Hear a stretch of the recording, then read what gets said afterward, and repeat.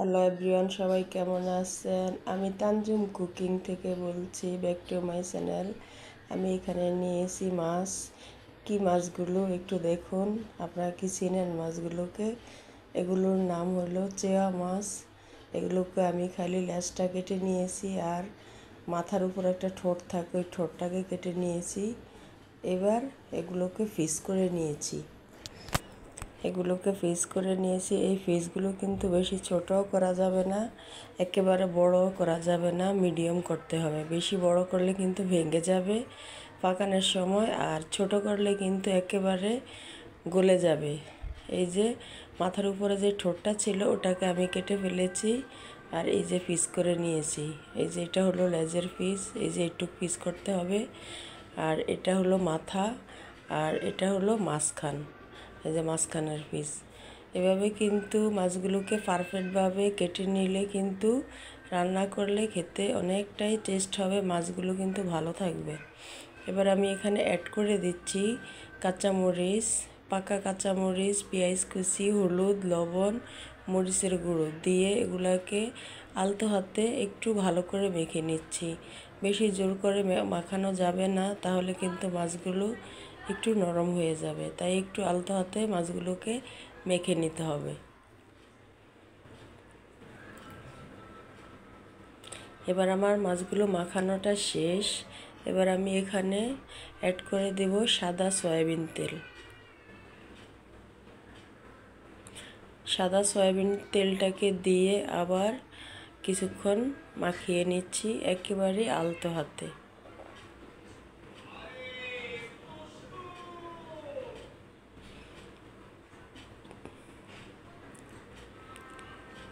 এইবার রান্না করতে চলে আসলাম রান্নাঘরে। প্রথমত একটি কড়াই বসিয়ে ওখানে অ্যাড করে দিলাম আমি সরষের তেল। আমি মাখিয়ে নিয়েছি সাদা সয়াবিন তেলটা, কিন্তু রান্নাটা করে নিব সরষের তেলে। এতে কিন্তু রান্নাটা অনেক সুস্বাদু হবে, খেতে কিন্তু অনেকটাই টেস্ট হবে। তাই আপনারা চাইলে সয়াবিন তেল দিয়েও কিন্তু রান্নাটা করে নিতে পারেন, এতে কিন্তু কোনো সমস্যা হবে না। আমি এখানে এবার পরিমাণ মতো পেঁয়াজ কুচিটা দিয়ে দিচ্ছি। পেঁয়াজটা কিন্তু বেশিও দেওয়া যাবে না, একেবারে কমও দেওয়া যাবে না। পেঁয়াজ কিন্তু বেশি অ্যাড করলে তরকারিটা একটু চুকা হয়ে আসে, আর পেঁয়াজটা কম অ্যাড করলে কিন্তু তরকারিটা থকথকা হয় না, খেতে কিন্তু একটু টেস্ট হয় না। তাই আমরা কিন্তু পরিমাণ মতো পেঁয়াজটাকে অ্যাড করতে হবে। এবার আমি এগুলাকে কিছুক্ষণ নাড়াচাড়া দিয়ে দিচ্ছি। আপনারা যারা যারা আমার রান্নাগুলো দেখছেন একটি লাইক দিতে ভুলে যাবেন না। আমার রান্নাগুলি যদি আপনাদের একটুও ভালো লেগে থাকে তাহলে কিন্তু একটি লাইক দিয়ে দেবেন। এই যে আমার পেঁয়াজটা সম্পূর্ণ কিন্তু ভাজা হয়ে গেছে। এবার আমি মাখানো মাছগুলিকে দিয়ে দিচ্ছি। মাখানো মাছগুলোকে দিয়ে কিছুক্ষণ কষিয়ে নিব। কষানোর সময় কিন্তু একেবারে আস্তে নাড়াচাড়া করতে হবে, যেন মাছটা সিদ্ধ হয়ে আবার ভেঙে না যায়।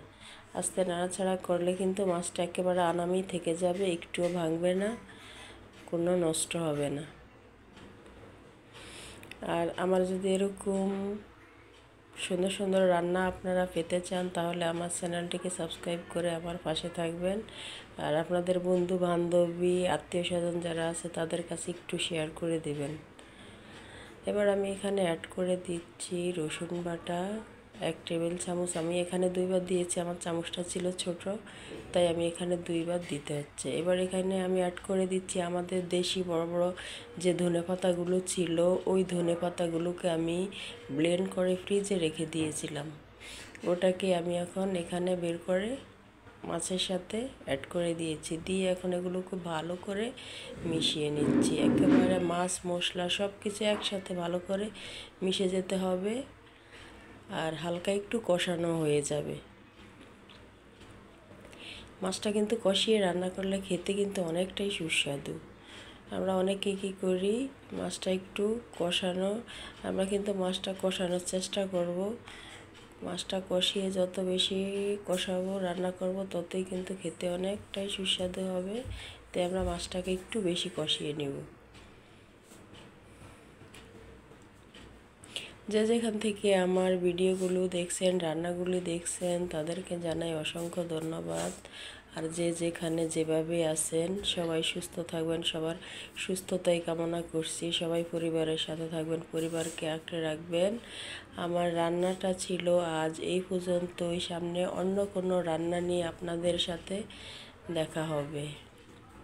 সেই পর্যন্ত সবাই ভালো থাকবেন, সুস্থ থাকবেন, পরিবারের সাথে থাকবেন, পরিবারকে আঁকড়ে ধরে রাখবেন। আর আমার রান্নাটিতে একটি লাইক দিবেন, আমার চ্যানেলটিকে সাবস্ক্রাইব করে আমার পাশে থাকবেন।